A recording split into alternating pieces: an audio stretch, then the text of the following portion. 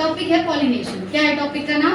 Pollination. Overview तो ले चुके ना हम। पॉलिनेशन का मतलब क्या है कि पोलन ग्रेन्स निकलेंगे जब एंथर मैच्योर होगा, है ना। और एंथर मैच्योर कब होता है? जब उसमें पानी की कमी हो जाती है ना, डिहाइड्रेशन हो जाता है, तब उसका ढाइसेंस होगा, वहां से निकलेंगे पोलन ग्रेन्स। और ये पोलन ग्रेन अब पहुंचेंगे किस तक? स्टिग्मा तक। इस प्रोसेस को बोलते हैं पॉलिनेशन। क्या बोलते हैं?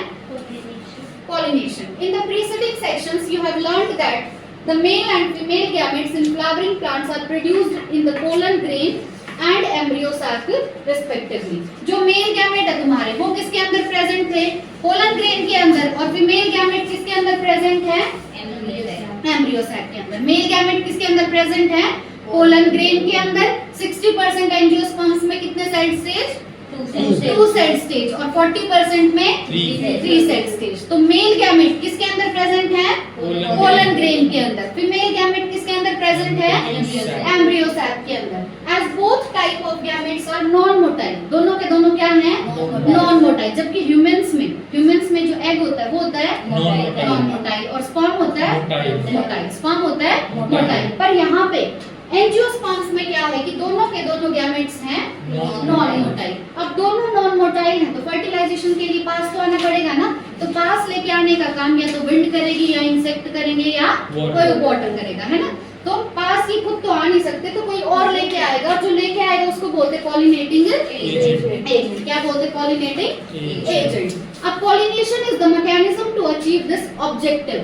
ये जो ऑब्जेक्टिव है, ऑब्जेक्टिव मतलब ये जो हमारा टास्क है, इस टास्क को पूरा करने की प्रोसेस को ही बोलते हैं पॉलिनेशन, है ना। कि पोलन ग्रेन को पहुंचाया जा रहा है स्टिग्मा तक, इसी को बोलते हैं पॉलिनेशन। क्योंकि खुद तो बेचारा जा नहीं सकता। क्यों नहीं जा सकता? क्योंकि नॉन मोटाइल है। अब ट्रांसफर ऑफ पोलन ग्रेन्स, जो कि कहां से शेड हुए हैं? एंथर से। कहां से शेड हुए हैं पोलन ग्रेन? एंथर से। जब एंथर का ढाइसेंस हुआ था, उसकी वॉल टूटी थी, तो निकले थे पोलन ग्रेन। अब एंथर की 3 लेयर्स इन्वॉल्व होती है ढाइसेंस में, बताना। सबसे बाहर वाली फिर एंडोथीशियम, फिर मिडल लेयर्स, ये इन्वॉल्व होती हैं ढाइसेंस में। ये टूटेंगी तब निकलेगा पोलन ग्रेन। ठीक है। अब ये पोलन ग्रेन पहुंचेगा पिस्टल के स्टिग्मा तक, और इसी प्रोसेस को बोलेंगे pollination. Flowering plant have evolved an amazing array of adaptation to achieve pollination. अब जो फ्लावरिंग प्लांट हैं, या इनका एक और नाम है एंजियोस्पर्म्स, इनके अंदर हुए हैं अडैप्टेशंस। क्या हुए हैं? अडैप्टेशन। किसके लिए हुए अडैप्टेशन? पॉलिनेशन को अचीव करने के लिए। ठीक है। एंजियोस्पर्म्स में क्या हुआ है? अडैप्टेशन हुआ है। किसको अचीव करने के लिए? पॉलिनेशन को अचीव करने के लिए। अब अडैप्टेशन का क्या मतलब है? जैसे जिस फ्लावर के अंदर पॉलिनेशन इंसेक्ट कराएगा, वो फ्लावर दिखेगा बड़ा सुंदर, है ना, बड़ा अट्रैक्टिव होगा, उसके अंदर नेक्टर भी बनेगा, सब कुछ होगा।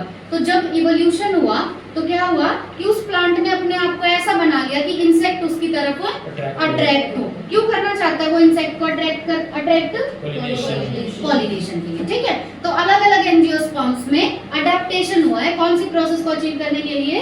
पॉलिनेशन। तो they make use of external agents to achieve pollination. Pollination कौन कराएंगे? External agents. दीज एजेंट्स में भी बायोटिक और abiotic. Can you list the possible external agent? अब देखो काइंड्स ऑफ पॉलिनेशन। पॉलिनेशन के 3 टाइप पढ़े थे हमने। पहला था ऑटोगैमी, दूसरा था गेटोनोगैमी, दूसरा था गेटोनोगैमी, और तीसरा था जीनोगैमी। अब सबसे पहले ऑटोगैमी पढ़ेंगे। अच्छा, ये जो 3 टाइप है किस बेसिस पे? पहला पोलन का सोर्स क्या है ना। तो हाँ, एक ही है कि ये जो पॉलिनेशन के टाइप है ये किसके बेसिस पे है? कि पोलन का सोर्स क्या है? पोलन उसी प्लांट से आ रहा है, या दूसरे प्लांट से आ रहा है, या दूसरी स्पीशीज से आ रहा है। ये डिसाइड करेगा कि पॉलिनेशन का टाइप कौन सा है। बहुत इंपॉर्टेंट है। पॉलिनेशन के टाइप किस पे बेस्ड है? सोर्स ऑफ पोलन पे, कि पोलन ग्रेन आ कहां से रहा है। पहला टाइप क्या है? बोलो। ऑटोगैमी। ऑटोगैमी का एक और नाम बताया था सेल्फ पॉलिनेशन। ऑटोगैमी का एक और नाम क्या होता है? Self pollination. तो यहाँ पे pollination is achieved within the same flower. Autogamy में पॉलिनेशन होगा सेम फ्लावर के अंदर, उसी फ्लावर के अंदर पॉलिनेशन होगा। Transfer of pollen grain from anther to stigma of the same flower in a normal flower which open and exposes the anthers and the stigma, complete autogamy is rather rare.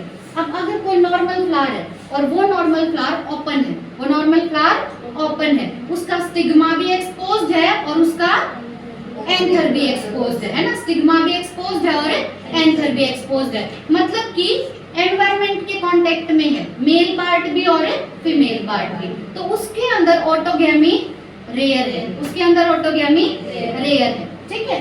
Autogamy in such flower requires synchrony in pollen release and stigma receptivity, and also the anthers and the stigma should lie close to each other so that self pollination can occur। अगर हम चाहते हैं कि इनके अंदर autogamy हो जाए तो ऑटोगैमी होने के लिए इनमें सिंक्रोनी होनी चाहिए, क्या होनी चाहिए? सिंक्रोनी। सिंक्रोनी किस किस के बीच में? कि जिस टाइम पे पोलन ग्रेन रिलीज हुए हैं उसी टाइम पे स्टिग्मा का मैचुरेशन होना चाहिए, ठीक है। जिस टाइम पे पोलन ग्रेन रिलीज हुए उसी टाइम पे स्टिग्मा का मैचुरेशन, उसी टाइम पे स्टिग्मा रिसेप्टिव होना चाहिए। रिसेप्टिव मतलब कि हाँ पोलन ग्रेन आए तो मैं उसको रिसीव कर लूंगा, अगर ऐसा नहीं हुआ तो पॉलिनेशन नहीं हुआ, ठीक है। Some plants such as viola, जिसको बोलते हैं common pansy, oxalis and commelina produce two type of flower. देखो तीन एग्जांपल दिए, तीनों इंपॉर्टेंट है।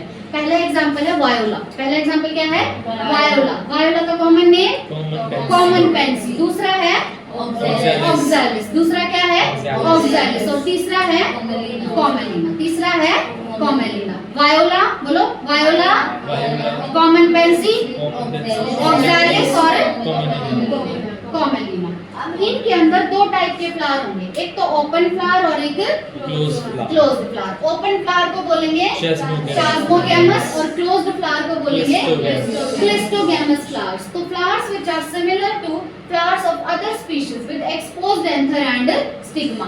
जो ओपन फ्लावर होगा उसका एंथर और स्टिग्मा दोनों एक्सपोज्ड होंगे, मतलब बाहर दिखाई देंगे, है ना, ओपन फ्लावर है ये। लेकिन क्लिस्टोगैमस में क्या होगा? ये फ्लावर कभी भी ओपन नहीं होते, क्लोज्ड फ्लावर होते हैं। इन फ्लावर्स के अंदर एंथर और स्टिग्मा बिल्कुल एक दूसरे के पास पास है, ठीक है। एंथर और स्टिग्मा बिल्कुल क्लोजली लाई करते हैं।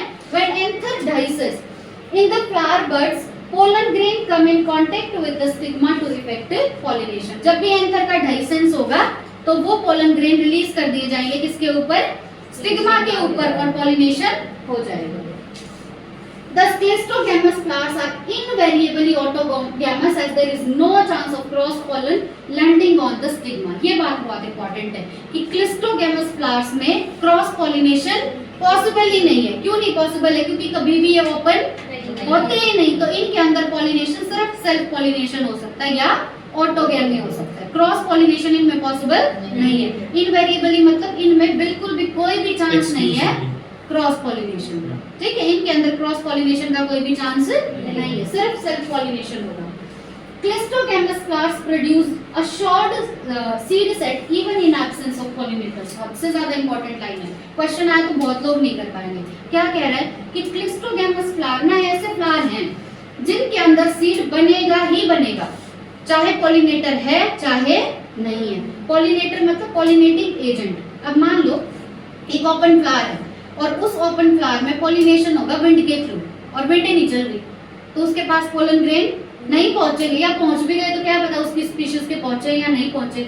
और जब तक पोलन ग्रेन नहीं पहुंचेंगे तब तक फर्टिलाइजेशन नहीं होगा। फर्टिलाइजेशन नहीं हुआ तो तब तक ओव्यूल सीड में चेंज नहीं होगा, ओव्यूल सीड में चेंज नहीं होगा। मतलब ओपन फ्लावर के अंदर कोई गारंटी नहीं है कि सीड हमें मिलेगा या नहीं मिलेगा, ठीक है। ओपन फ्लावर में कोई गारंटी नहीं है। पर क्लिस्टोगैमस फ्लावर किसी और पे डिपेंड नहीं करते, इनमें तो जैसे ही डाइसेंस होगा वैसे ही पोलन ग्रेन गिर जाएंगे स्टिग्मा पे, फर्टिलाइजेशन हो जाएगा और ओव्यूल चेंज हो जाएगा सीड में, ओव्यूल चेंज हो जाएगा सीड में। तो चाहे पॉलिनेटर हो या ना हो, चाहे पॉलिनेटिंग एजेंट हो या ना हो, कौन से फ्लावर्स में सीड सेट मिलेगा ही मिलेगा? कौन से में? क्लिस्टोगैमस। कौन से में मिलेगा? क्लिस्टोगैमस।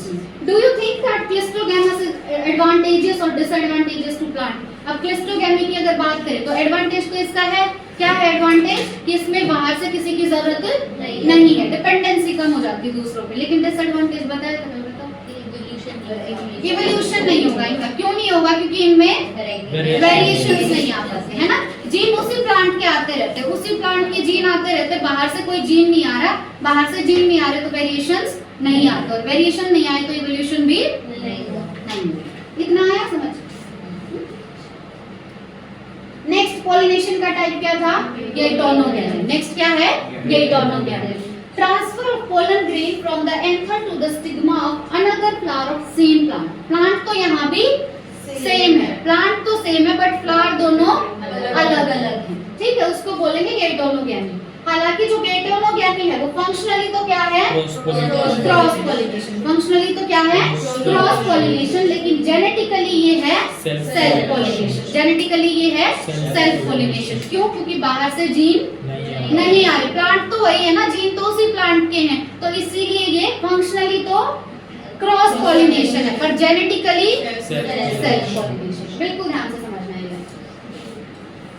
उसके बाद लास्ट आता है जीनोगैमी। जीनोगैमी में क्या होगा कि पोलन ग्रेन्स का ट्रांसफर होगा from anther to stigma of a different plant, ठीक है, डिफरेंट प्लांट होगा यहाँ पे।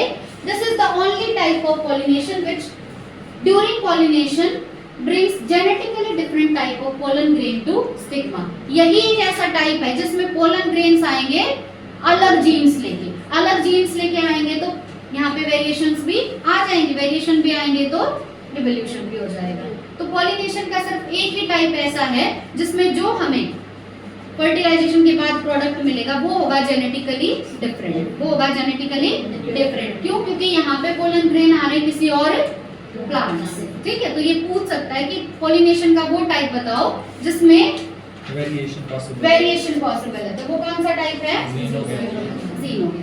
इतना लिख लेते फिर बहुत ज्यादा हो जाता है। एक बार ये टाइप हम करिए ऑन, ठीक है। देखो